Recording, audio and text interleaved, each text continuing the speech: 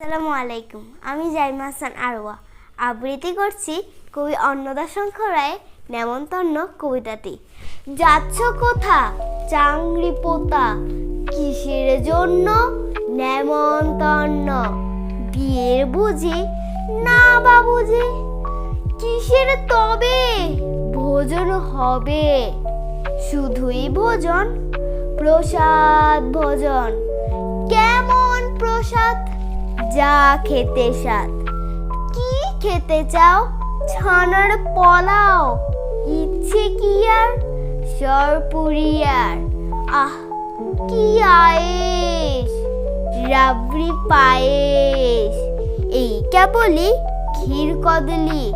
বাহ কি ফলার, সবরি কলার।